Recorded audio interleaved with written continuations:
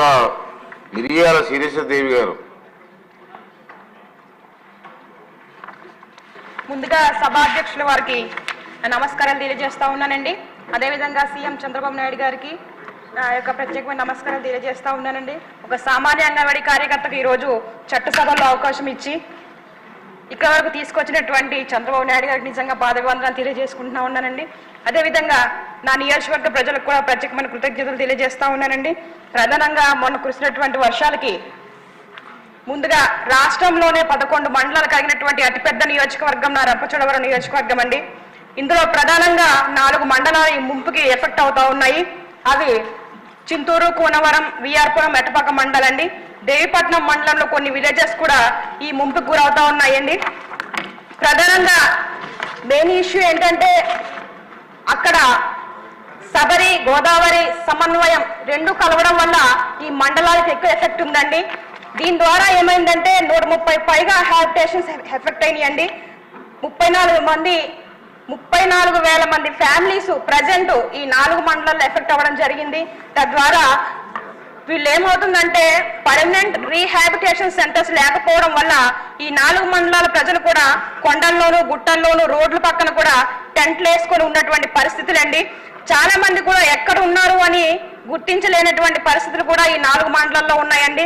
కాబట్టి నేను ఒకటే కోరుకుంటా ఉన్నాను, ప్రతి సంవత్సరం వరదలు వస్తాయి. ఇదే విధంగా ఈ ముంపు ఉన్నప్పుడల్లా వీళ్ళందరూ కూడా కొండలు, గుట్టలు ఎక్కడం, లేకపోతే ఆ పునరావాస కేంద్రాలు ఎక్కడైతే ఇచ్చారో అక్కడికి వెళ్ళిపోవడం, ఇలాగా సరిపోక చాలా మంది ఎక్కడెక్కడో బస చేస్తున్నటువంటి పరిస్థితులండి. అయితే నేను ఒకటే కోరుకుంటా ఉన్నాను, గత 15 సంవత్సరాల నుంచి మా రంపచోడవరం నియోజకవర్గంలో తెలుగుదేశం దూరంగా ఉంది. 10 సంవత్సరాల వైఎస్ఆర్సీపీ పార్టీ అక్కడ అధికారంలో ఉన్నప్పటికీ ఆ యొక్క మా రంపచోడవరం నియోజకవర్గ ప్రజల్ని ఎవరు కూడా పట్టించుకునేటువంటి పరిస్థితి అక్కడ చోటు చేసుకున్నాయండి. నేను ఒకటే కోరుకుంటా ఉన్నాను, ప్రజలకు హామీ ఇచ్చి ఒక నమ్మకాన్ని ఇచ్చి ఈ రోజు అసెంబ్లీలో అడుగుపెట్టడం జరిగిందండి.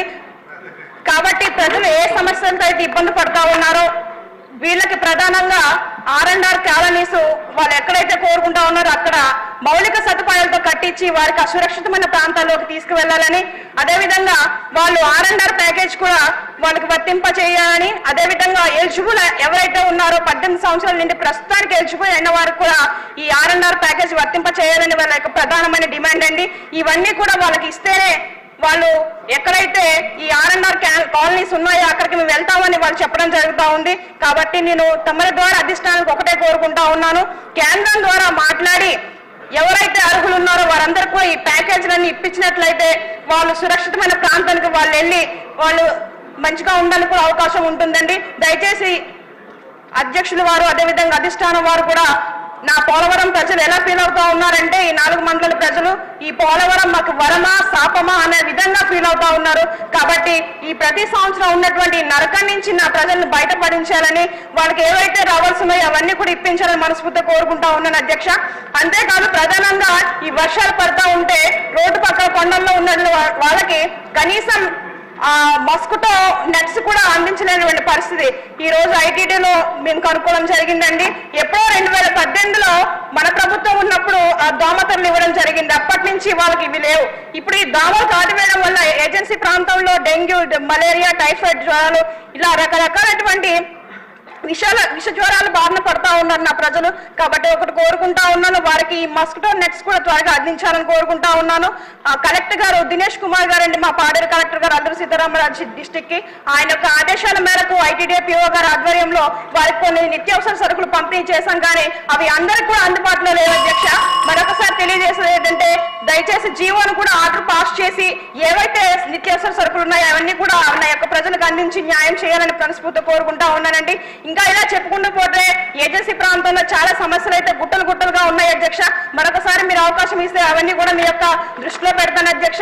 మాకు రోడ్లు లేవు, స్కూల్ బిల్డింగ్లు లేవు, అంగన్వాడీలు లేవు, హాస్పిటల్లో మౌలిక సదుపాయాలు లేవు, డాక్టర్స్ లేరు, ఇలా చాలా రకాల సమస్యలతో మా 11 మండలాల ప్రజలు అనేవాళ్ళు ఇబ్బంది పడుతూ ఉన్నారు. కాబట్టి అధ్యక్ష ఇప్పటికి 4 రోజులు బట్టి నేను పేరు ఇవ్వడం జరిగింది. కానీ నాకు ఈ రోజు చివరిగా లాస్ట్ సమయంలో అవకాశం వచ్చింది. కాబట్టి ఈ చిన్న సమయాన్ని సద్వినియోగం చేసుకోవాలని మనస్ఫూర్తిగా కోరుకుంటా ఉన్నాను అధ్యక్ష. అంతేకాదు ప్రధాన ప్రధానంగా జీవో నెంబర్ 3 ప్రధానమైన సమస్యగా మా ఏజెన్సీ ప్రాంతంలో ఉంది అధ్యక్ష. ఎందుకంటే మన మెగా డిఎస్సిలో ఈ జీవో నెంబర్ 3ని కూడా మినహాయిస్తారా లేదా అన్న దానిపైన కూడా మాకు క్లారిటీ ఇవ్వాలని మరొకసారి అధ్యక్షుల వారికి తెలియజేస్తా ఉన్నాను అధ్యక్ష. అంతేకాదు కాంట్రాక్ట్ బేసిక్ ఉద్యోగులు కూడా ఉన్నారు, వాళ్ళని కూడా ఈ డిఎస్సిలో మీరు మినహాయిస్తారా ఇవ్వరా అన్న దానిపైన కూడా మీరు క్లారిటీ ఇవ్వాలని అధ్యక్షుల వారిని మరొకసారి నేను కోరుకుంటా. ఈ యొక్క అవకాశం ఇచ్చినటువంటి అధ్యక్షుల వారికి తెలియజేస్తా ఉన్నాం.